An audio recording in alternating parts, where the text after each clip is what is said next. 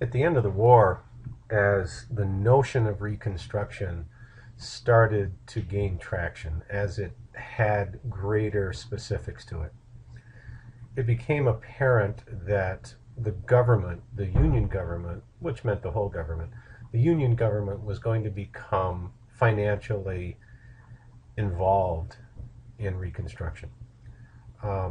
For white Southerners, this manifestation was really disturbing. And one of the points that was most disturbing, um, in addition to what I've already mentioned to you, was this Freedman's Bureau. Now, the Freedman's Bureau is a congressionally funded uh, program that's administered by the Department of War. So fully understand this. This is taking money, government money, and helping specifically freed men. That means people who were formerly slaves. That means both women and men, actually, but it means people who were Negro. And I'm using the word of the time. Please understand, one of the reasons for this unsettling piece of legislation was that no federal funds were used for whites. So what is perceived is, in reality, um, a program from the North spending money on Negroes in the South, while whites in the South, received none of that money. The intent was an integration of the Negro slave into a wage-earning lifestyle. Remember that we have 4 million people who heretofore were without a job, who had no way of earning any living. They had been given nearly everything their entire lives. And now they find themselves free, yes, but no way to get food. If they get thrown off or thrown out of their slave housing, then they had nowhere to go. And this first manifests itself during Sherman's march to the sea.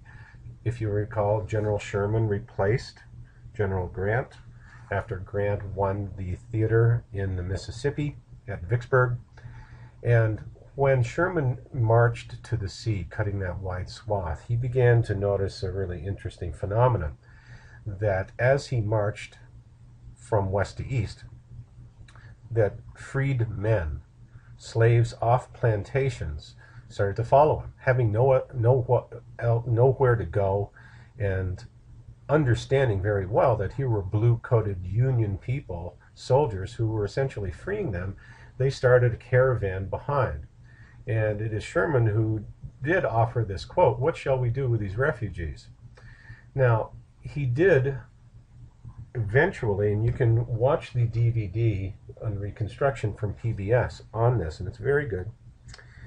He did offer Special Field Order 15, and he said, without presidential or congressional approval, because this is at a time of war, that he reasoned that there were lands confiscated on the coast of Georgia, the former rice territory, rice growing, that were confiscated.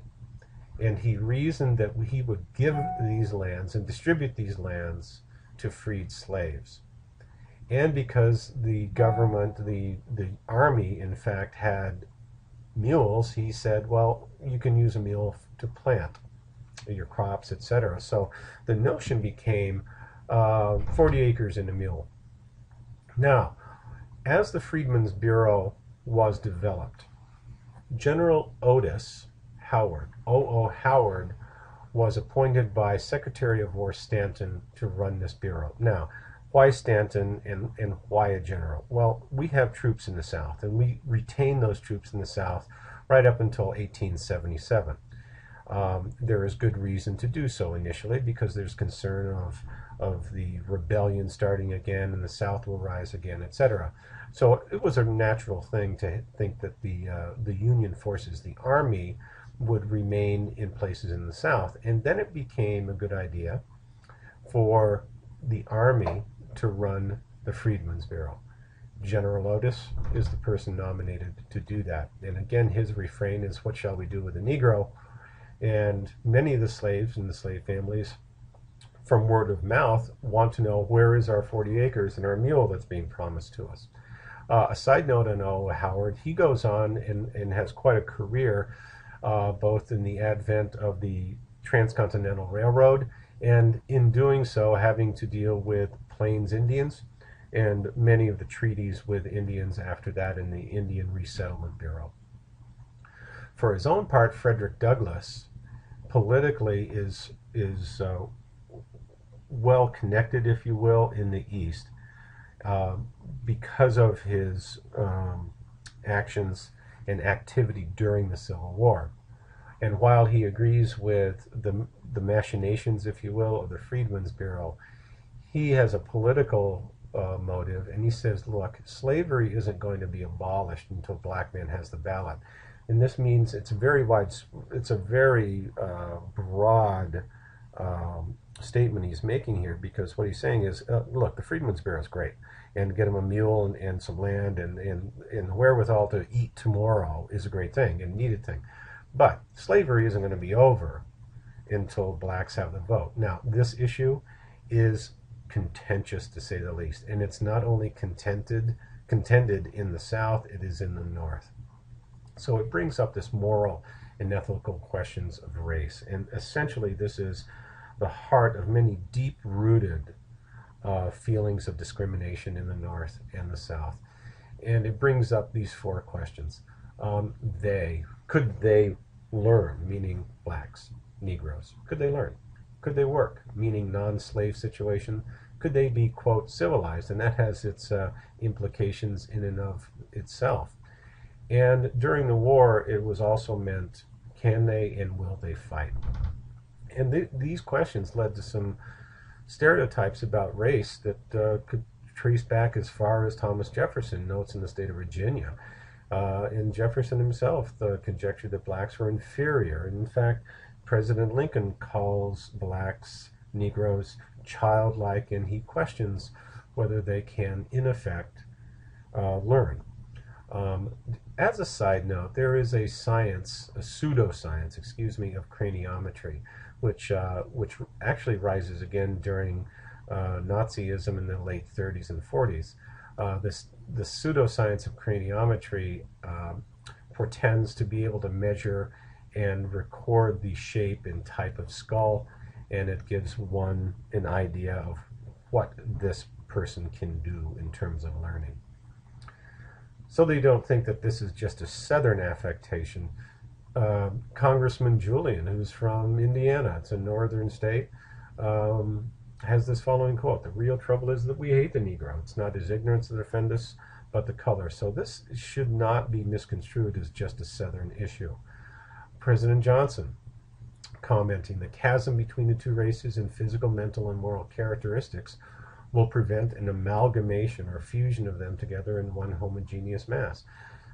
What today we would refer to and see as out-and-out racism is not uncommon. I'm not going to say it's prevalent. Certainly is, we think, in the South, but we tend to think that the North, by virtue of being the North, is void of these types of feelings. Definitely that is not the case.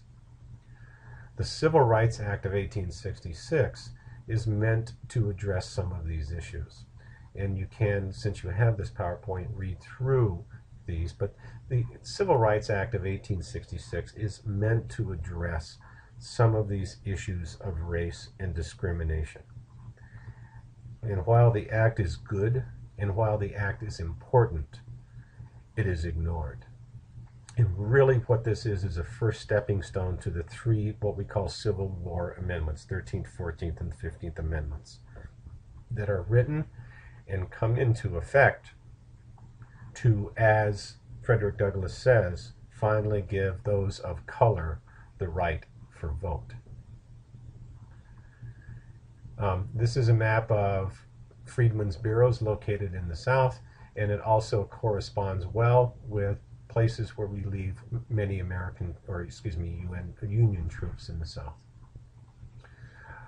Tasks of the Freedmen's Bureau: food, medical care, schools, supervising labor contracts, less effective there.